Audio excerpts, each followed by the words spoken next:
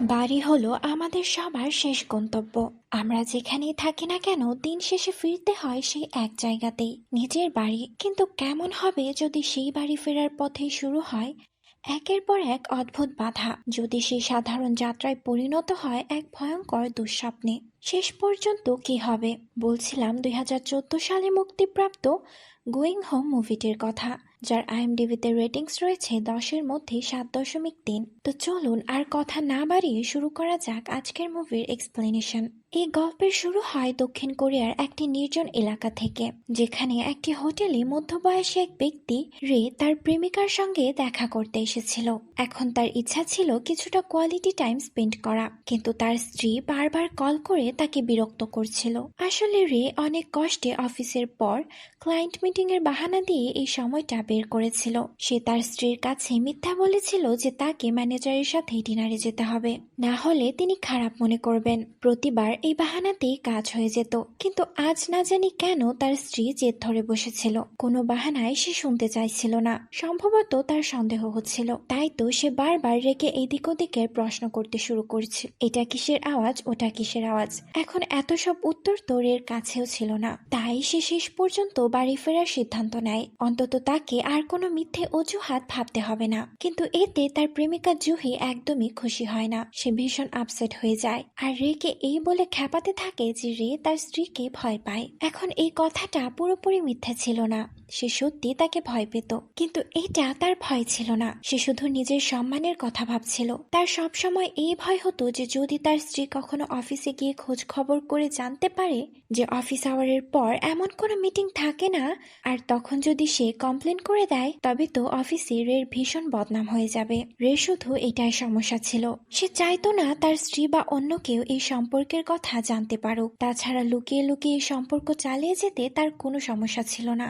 এখন এই কথা জুহিও খুব ভালো করেই জানতো, তাই সেও ঠিক এই সুযোগটাই নেয়, রেকে ব্ল্যাকমেল করতে শুরু করে। এই বলে যে যদি সে আজ রাতে তার সাথে না থাকে, তবে জুহি তার স্ত্রীকে ফোন করে সব বলে দেবে। তার কাছে রের স্ত্রীর নম্বর আছে। এখন এটা শুনে রে বিপদে পড়ে যায়। জুহির আত্মবিশ্বাস দেখে তার মনে হচ্ছিল না যে সে মজা করছে, তাই টেনশনে তার অবস্থা খারাপ হয়ে যায় এবং সে একটি বলপেন তুলে বারবার টিক টিক শব্দ করতে থাকে। জুহি রের এই অভ্যাসের কথা জানতো। সে এটাও জানতো যে রে তখনই এমনটা করে যখন সে মারাত্মক টেনশন বোধ করে, কিন্তু এতে জুহির জেদ কমে না, উল্টো সে আরো রেগে যায়। তাই বাধ্য হয়ে রেকেও হার মানতে হয়। জুহির সামনে মাথা নত করতে হয়, মিষ্টি মিষ্টি কথা বলে তাকে মানাতে হয়, তাকে বিশ্বাস করাতে হয় যে সেই তো একমাত্র যে তাকে বোঝে। নিজের স্ত্রীর কাছ থেকে পালিয়ে তার কাছেই তো সে আসে।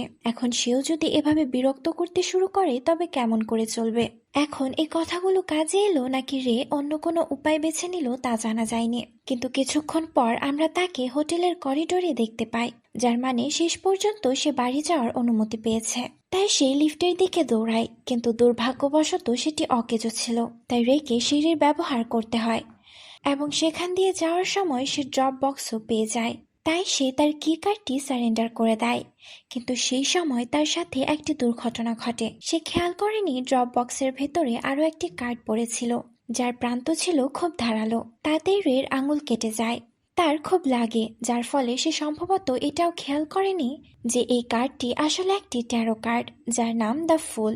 সেটিও উল্টো হয়েছিল, যা ইঙ্গিত দিচ্ছিল যে রে বর্তমানে খুব তাড়াহুড়োর মধ্যে আছে, যার ফলে সে ভুল পদক্ষেপ নিতে পারে, বিষয়গুলোকে ভুলভাবে বিচার করতে পারে। তার একটু থামা উচিত, একটু ধৈর্য ধরে কাজ করা উচিত। এটা মূলত একটি সতর্কতা ছিল, কিন্তু এইসব কথা সবাই জানে না। যারা এই বিষয়গুলোতে আগ্রহ রাখে কেবল তারাই এইসব জানে। তাই রেরও এসব জানা ছিল না, যার ফলে সে সতর্ক হয় না এবং তাড়াহুড়োর মধ্যে একটি ট্যাক্সি ধরে বাড়ির দিকে রওনা দেয়। ট্যাক্সি সে তাড়াতাড়ি পেয়ে গিয়েছিল। এখন সে বাড়িতে যাচ্ছিল, কিন্তু যাওয়ার একদম ইচ্ছে ছিল না তার। তাই সে তার স্ত্রীকে ফোন করে বলে যে সে স্টেশনে আছে, কিন্তু কোনো ট্যাক্সি পাচ্ছে না। তাহলে কি সে আজ রাত কোনো মোটেলে থেকে কাল বাড়ি যেতে পারে না? কিন্তু তার স্ত্রী রাজি হয় না, তাই রেকে তার যাত্রা চালিয়ে যেতে হয়। তখন সে খেয়াল করে তার ফোনের চার্জ একদমই নেই, তাই সে ড্রাইভারকে বলে তার ফোন চার্জে দেওয়ার দেওয়ার জন্য, যাতে সেই ড্রাইভারও তার সাথে কথা বলার সুযোগ পেয়ে যায়। অনেকক্ষণ ধরে সে রের সব কথা শুনছিল, যা থেকে সে রের চরিত্র সম্পর্কে একটি ভালো ধারণা পেয়ে গিয়েছিল। তাই সুযোগ পেতেই সে তাকে টন্ট করতে শুরু করে, বলে আপনি মিথ্যে কেন বলছেন? ওই স্টেশন তো অনেক আগে বন্ধ হয়ে গেছে। আপনার কি কোনো সম্পর্ক চলছে কিনা যার সাথে আপনি রাত কাটাতে চান? এখন ওই ড্রাইভারকে এত সরাসরি এত সঠিক অনুমান করতে দেখে রে খুব ঘাবড়ে যায়। রে বলে না, আসলে কিছুদিন আগে তাকে চাকরি থেকে বের করে দেওয়া হয়েছে, যা সে তার স্ত্রীকে বলতে পারেনি। তাই বেশিরভাগ সময় সে বাড়ির বাইরে থাকতেই পছন্দ করে। এখন এই উত্তরে ড্রাইভার বিশ্বাস তো করে নেয়, কিন্তু সে তার বকবক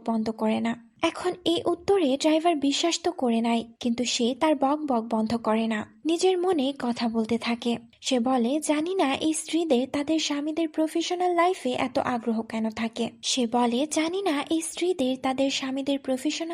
এত আগ্রহ কেন থাকে। সবকিছু জানতে হয় তাদের সাথে। সে এটাও বলে যে তাকেও বাধ্য হয়ে এই ট্যাক্সি চালাতে হচ্ছে।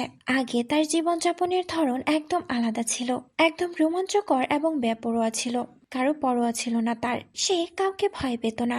অনেক প্রভাবশালী লোকেদের সাথে তার বন্ধুত্ব ছিল, আর তার শখ ছিল অকারণে লোকেদের মারধর করা। ওই ড্রাইভার যখন এই সব কথা বলছিল, ঠিক তখনই হঠাৎ একটা বাইক তাদের গাড়ির সামনে চলে আসে, যাতে ড্রাইভারের ভারসাম্য বিগড়ে যায়। কোনো দুর্ঘটনা তো ঘটেনি, কিন্তু তার রাগ অবশ্যই দ্বিগুণ হয়ে যায় এবং তার কথাগুলো আরো ডার্ক হতে থাকে। সে বলে যে যদি পরিস্থিতি আগের মতো হতো তবে সে এই ছেলেটিকে ভালো করে শিক্ষা দিত, তাকে উল্টো ঝুলিয়ে প্রথমে মারধর করত, তারপর তার উপর প্রস্রাব করত। এখন এমন কথা শুনলে তো যে কেউ ভয় পাবে। তাই রের অবস্থাও খারাপ হয়ে গিয়েছিল।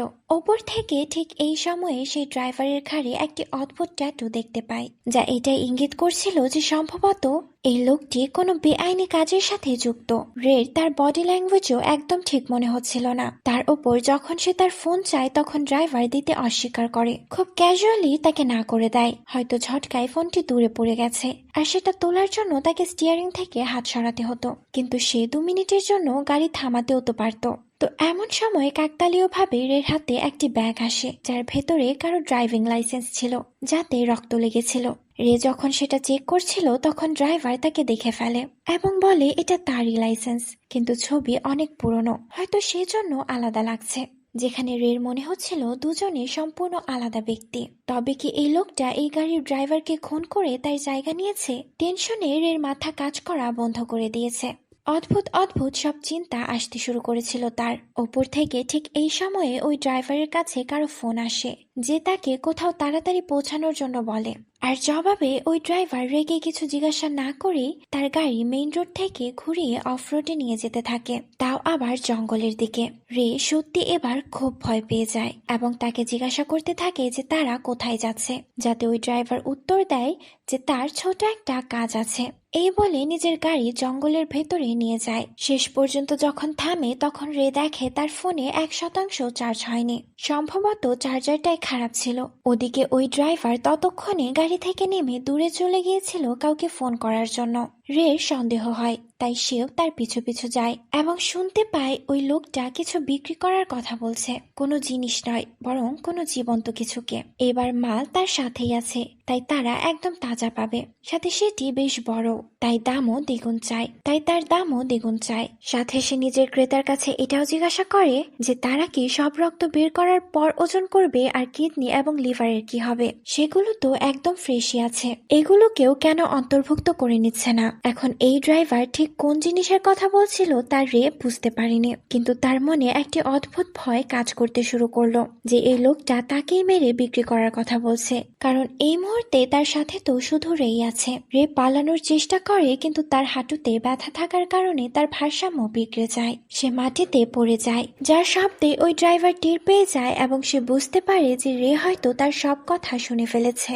সে রেকে জিজ্ঞাসাও করে যে আপনি এখানে কি করছেন, যার কোনো কোনো উত্তর রে দিতে পারে না, তাই ড্রাইভারও আর কোনো প্রশ্ন করে না, শুধু বাইরে খুব ঠান্ডা এই বাহানা দিয়ে তাকে গাড়ির ভেতরে নিয়ে যায় এবং দুজনে এক অস্বস্তিকর নীরবতায় বসে থাকে। কিন্তু রে ভেতর ভেতর খুব অস্থির হয়ে পড়েছিল। সে তার কৌতূহল চেপে রাখতে পারে না, ওই ড্রাইভারকে জিজ্ঞাসা করেই ফেলে যে কে আসছে। কিন্তু এতে ওই ড্রাইভার বেশ অপমানিত বোধ করে এবং রেগে গিয়ে উত্তর দেয়, এত কৌতূহল ভালো নয়। সে শুধু কিছু বাড়তি আয় করার চেষ্টা করছে, শুধু ড্রাইভিং দিয়ে তার চলে না। এতে রের মাথা ঘামানোর কোনো দরকার নেই, কিন্তু রেকে তো মাথা ঘামাতেই হবে, কারণ তার মনে হচ্ছিল এই বাড়তি আয়ের দাম আসলে তার জীবন। তাই সে আর কোনো ঝুঁকি নেয় না। ওই ড্রাইভার তাকে মেরে ফেলার আগে সে নিজে তার উপর হামলা করে দেয়। নিজের পকেট থেকে বলপেন বের করে তার ঘাড়ে ঢুকিয়ে দেয়। ওই ড্রাইভারকে কিছু ভাবার বা বোঝার সুযোগই দেয় না। রের তো খুব খারাপ লাগে, কিন্তু এটা তার বাধ্যকতা ছিল, তার আত্মরক্ষার জন্য এটা করতেই হতো। ড্রাইভার পরবর্তী কয়েক মিনিটের মধ্যেই তার সামনেই মারা যায়। তখন রে তার লাশ গাড়ি থেকে বাইরে ফেলে দিয়ে ওই গাড়ি নিয়ে পালানোর সিদ্ধান্ত নেয়, কিন্তু তেমনটা করতে পারে না, কারণ কিছুটা এগোতেই গাড়ির টায়ার একটি গর্তে ফেসে যায়, যা কারোর সাহায্য ছাড়া একা রের পক্ষে বের করা সম্ভব ছিল না। এরই মধ্যে ওই ড্রাইভারের ফোনে ক্রেতার একটি মেসেজও আসে যে তারা পৌঁছাতে চলেছে। তাই বাধ্য হয়ে রে একটি সুযোগ নেয়। সে ড্রাইভারের লাশ তুলে গাড়ির ব্যাক সিটে রেখে দেয় আর নিজে ড্রাইভারের সিটে গিয়ে বসে পড়ে, যাতে ক্রেতারা যখন আসবে তাদের মনে হয় যে সেই আসল হিটম্যান আর ওই ড্রাইভার তার টার্গেট ছিল। ভাগ্যবশত এই প্ল্যান নিখুঁতভাবে কাজও করতে শুরু করে, কারণ যে দুজন লোক এসেছিল তারা ওই ড্রাইভারকে চিনত না। সশরীরে এটি তাদের প্রথম মিটিং ছিল, তাই রে খুব সহজেই তাদের বোকা বানিয়ে দেয় এবং তাদের সাহায্য নিয়ে কারের টায়ার গর্ত থেকে বের করে নেয়। কিন্তু শুধু এতটুকুই ঠিক ছিল, কারণ এরপরে শুরু হয় আসল খেলা। তারা যখন মালের কথা জিজ্ঞাসা করে তখন রে খুব আত্মবিশ্বাসের সাথে গাড়ির পেছনের দরজা খুলে দেয়, কিন্তু সেটা দেখে খুশি হওয়ার বদলে উল্টো অবস্থা খারাপ হয়ে যায় ওই দুই ব্যক্তির। কিন্তু তারা তাকে ট্রাঙ্ক খোলার কথা বলে এবং সে যখনই সেটা খোলে ভেতরের দৃশ্য দেখে তার জীবনের সবচেয়ে বড় ধাক্কাটা খায়। এইবার তার কথা বন্ধ হওয়ার পালা ছিল, কারণ ভেতরে একটি হরিণের লাশ পড়েছিল। ওই ড্রাইভার কোনো খুনি ছিল না, কোনো হিটম্যান ছিল না, বরং একজন শিকারী ছিল। বাড়তি আয়ের জন্য সে পশুদের মেরে বিক্রি করত। এটা বেআইনি, সেজন্য তাকে এত চুপি চুপি সব করতে হচ্ছিল। ফোনে সে এই বিষয় নিয়ে কথা বলছিল, আর রে ভেবেছিল যে সে কোনো প্রফেশনাল কিলার, যাকে হয়তো তার প্রেমিকা মারার জন্য হায়ার করেছে। শেষ পর্যন্ত রে নিজের ভুল বুঝতে পারে, কিন্তু ততক্ষণে অনেক দেরি হয়ে গেছে। এখন তো তার এই ভয় হতে শুরু করে যে সে এই লোকেদের সামলাবে কি করে। ওদিকে ওরাও এই কথা নিয়ে আলোচনা করতে ব্যস্ত ছিল। প্রথমবার এমন কোনো খুনিকে সামনাসামনি দেখেছিল তারা, তাই তারাও খুব ভয় পেয়ে গিয়েছিল। শেষ পর্যন্ত তারা দুজনে ঠিক করে যে তারা আগে তাদের মাল গাড়িতে লোড করবে, তারপর তাকে জিম্মি বানিয়ে পুলিশকে কল করবে। না হলে যদি পুলিশ এই হরিণের লাশ এখানে দেখে তবে তারাও ফেঁসে যাবে। তাই তারা রের সাথে আগে একদম স্বাভাবিকভাবে কথা বলে, তার সাহায্য নিয়ে ওই হরিণটিকে নিজের গাড়িতে লোডও করে এবং কাজ হয়ে গেলেই দুজনের মধ্যে একজন রেকে ধরে ফেলে আর অন্যজন পুলিশকে কল করতে দৌড়ায়। কিন্তু সেই সুযোগই পায় না, কারণ রে এর মধ্যেই প্রথম ব্যক্তিকে জখম করে সেখান থেকে পালিয়ে যায়, যার চিৎকার শুনে দ্বিতীয় ব্যক্তিকেও দেখতে যেতে হয়। আর যখন দুজনে মিলে রেকে অন্ধকার জঙ্গলে খুঁজতে শুরু করে তখন সে হঠাৎ করে তাদের ওপর হামলা করে দেয়, একটি বাঁশ দিয়ে পিটিয়ে পিটিয়ে হাড়গোড় এক করে দেয় তাদের। এখন এমন কোনো উন্মাদনার জন্য তারা দুজনেই প্রস্তুত ছিল না, তাই স্বাভাবিকভাবেই তারা প্রতিরোধও করতে পারে না এবং ওই ড্রাইভারের মতোই তাদেরও রের হাতে মৃত্যু হয়। শেষ পর্যন্ত রে 3টি লাশই গাড়ির ব্যাক সিটে লোড করে, তারপর 2টি গাড়ি থেকে সব জ্বালানি বের করে তা দিয়ে 2টি গাড়িতে আগুন ধরিয়ে দেয়। তারপর সে সেখান থেকে পালিয়ে যায়। তার কাছে আর কোনো উপায় ছিল না, তাই তাকে হেঁটেই চলতে হয়। ভাগ্যবশত ততক্ষণে তার ফোনে 5% চার্জ হয়ে গেছে, তাই সে তা দিয়ে তার স্ত্রীকে কল করে এবং তাকে বলে যে তার ট্যাক্সির অ্যাক্সিডেন্ট হয়েছে, সেজন্য তার বাড়ি ফিরতে কিছুটা দেরি হবে। কিন্তু তার স্ত্রী তাকে বিশ্বাস করে না, তাকে নিজের জিপিএস অন করে লাইভ লোকেশন শেয়ার করতে বলে। কিন্তু রের তেমন কোনো ইচ্ছা ছিল না, তাই সে কল কেটে দেয় এবং ফোনও সুইচ অফ করে দেয়। তার কাছে হেঁটে চলা ছাড়া আর কোনো অপশন ছিল না, তাই সে সেটাই করে এবং অনেক কষ্টে তার নিজের পায়ের ব্যথা সহ্য করে মেইন রোড পর্যন্ত পৌঁছে যায়। কিন্তু সেখানে যখনই সে লিফট চাওয়ার চেষ্টা করে হঠাৎ একজন পুলিশ অফিসার এসে তাকে থামিয়ে দেয়। সে কিছু বুঝতে পারে না, সে তো কিছু রিপোর্ট করেনি, আর সে যে কাণ্ড একটু আগে ঘটে এসেছে সেখানে সে তার থাকার কোনো প্রমাণও ছেড়ে আসেনি। তাহলে এই পুলিশ অফিসার এখানে কি করছে? এর উত্তর পরবর্তী দৃশ্যে আমরা পেয়ে যাই, যখন ওই অফিসার রেকে সেই মোটেলের কথা জিজ্ঞাসা করতে শুরু করে যেখানে সে আজ সন্ধ্যায় ছিল, কারণ সেখানে তারা এক মেয়ের লাশ পেয়েছে, আর সেই মেয়েটি অন্য কেউ নয় বরং রের প্রেমিকা জুহি। এখানে দৃশ্যটি ফ্ল্যাশব্যাকে যায় আর আমরা জানতে পারি আজ সন্ধ্যায় রে যখন বাড়ি যাওয়ার জন্য বের হতে যাচ্ছিল